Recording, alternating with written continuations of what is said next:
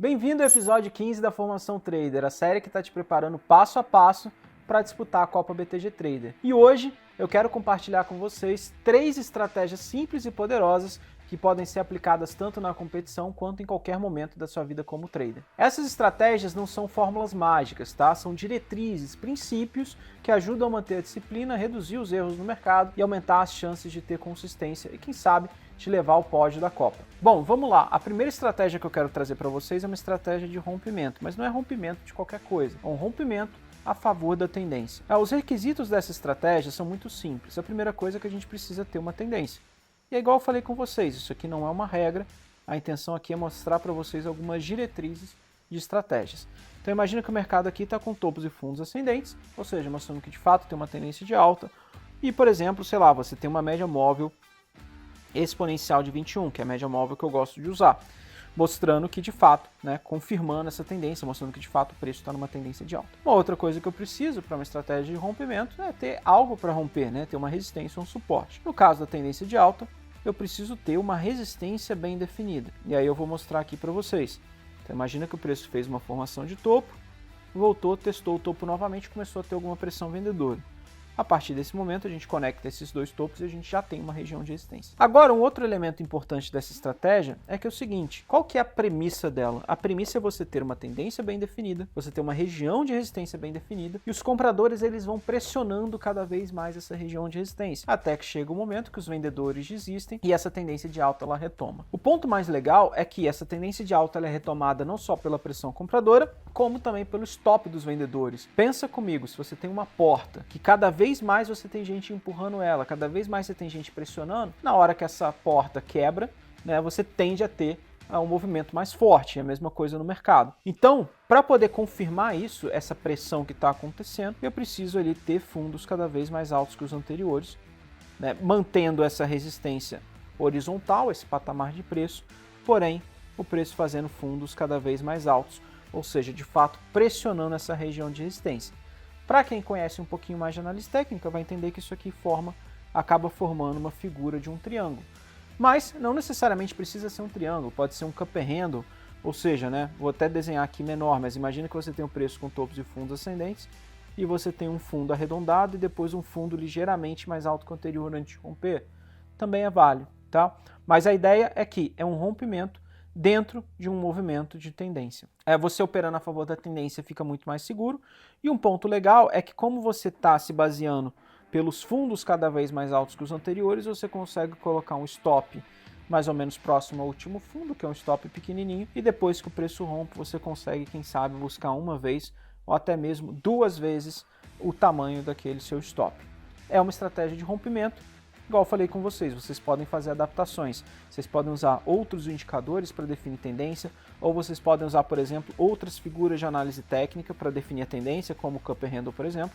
Igual eu falei com vocês, imagina que ao invés da gente ter esse movimento horizontal com o preço fazendo fundos cada vez mais altos, imagina que você tem um movimento mais arredondado. É possível? Então o preço fez essa formação de topo, fez um fundo arredondado, encontrou resistência, fez um fundo arredondado mais alto que o anterior. É a mesma ideia, você vai colocar aqui o seu stop, uma vez que ele romper, você tenta buscar aí, quem sabe, de uma ou até mesmo 2 vezes o risco do seu trade. O mais importante é vocês entenderem qual que é a premissa, qual que é a filosofia desse tipo de estratégia, que é justamente pegar uma explosão de preço a favor de uma tendência maior. Bom, agora a gente vai para a segunda estratégia que eu quero mostrar para vocês, ou pelo menos o segundo tipo de estratégia, uma filosofia de estratégia, que são as estratégias de pullback. Quais são as premissas dessa estratégia? Primeiro, você precisa também ter uma tendência bem definida. Semelhante às operações de rompimento, a operação de pullback também procura operar a favor da tendência, ou seja, eu tenho topos e fundos ascendentes. Você também precisa ter um indicador para balizar essa tendência, e geralmente as estratégias de pullback elas envolvem as médias móveis. Então imagina aqui que você tem uma média móvel exponencial de 21. Qual que é a premissa de uma estratégia de pullback?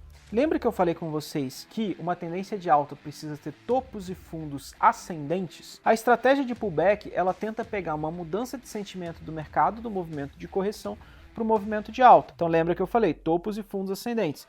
A partir do momento que o mercado formou um topo, ele vai tentar buscar um fundo, e quando a gente tem uma mudança, quando a gente tem a formação do fundo mais alto que o anterior, você tenta pegar uma compra dentro desse tipo de estratégia. Qual que é a ideia? A ideia é que você está tentando operar a favor de um movimento maior, ou seja, a favor da tendência de alta do mercado, e tenta pegar justamente esse momento dos fundos mais altos que os anteriores. Então, igual eu falei, uma premissa que a gente precisa ter uma tendência, você precisa ter um indicador para confirmar esse movimento do pullback, e um ponto interessante é que você precisa ter uma recuperação do preço. Você precisa ter o preço retornando para a sua tendência maior, que aqui no caso do nosso exemplo é uma tendência de alta. Quais são os desafios desse tipo de estratégia? Primeiro, a gente sempre fica na dúvida às vezes se o preço está corrigindo ou se ele está revertendo para queda. Quais são os desafios dessa estratégia? É que a gente nunca sabe 100%, com 100% de certeza se o preço está só corrigindo dentro de uma tendência de alta ou se ele está de fato revertendo, ou seja, se ele está mudando essa progressão de topos e fundos. E como que a gente consegue tentar resolver isso?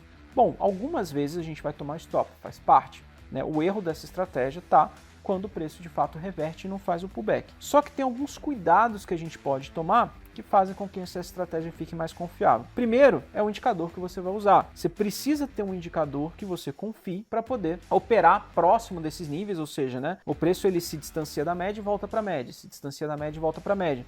Você precisa ter um indicador confiável para olhar quais são esses pontos em que a gente pode ter a formação de um fundo mais alto que o anterior. Uma outra coisa que é muito importante você reforçar é a tendência. Você não pode ter qualquer tendência, você precisa ter uma tendência forte.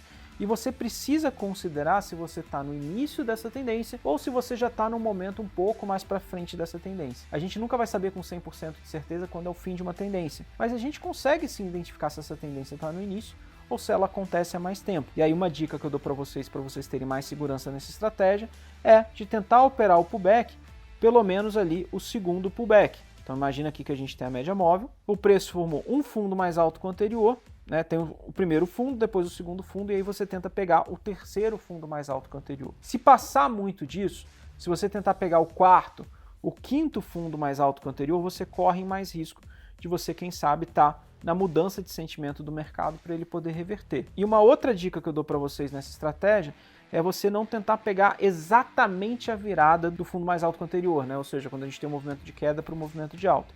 E sim, você tentar pegar um pouco depois que esse fundo já foi confirmado. Ou seja, que você já tem uma confirmação que de fato essa região de preço é um fundo mais alto que o anterior. Você vai sim deixar um pouco de lado, você vai deixar um pouco na mesa, né? Ou seja, do dinheiro ali que você poderia fazer tentando adivinhar se esse é o fundo ou não, porém você ganha muito mais confirmação. E aí você, esperando essa virada de fato do preço, ao invés de tentar pegar a faca caindo, você ganha um pouco mais de confiança. Tem um ponto que é legal também, você pode usar alguns gatilhos. Existem padrões de candlesticks que você pode usar para poder operar esses pullbacks na média, como por exemplo os padrões de martelo, que é mais ou menos assim. Ou se você tiver, por exemplo, um candle de queda e logo depois você tem um candle forte de alta, né, mostrando que de fato o mercado está se recuperando.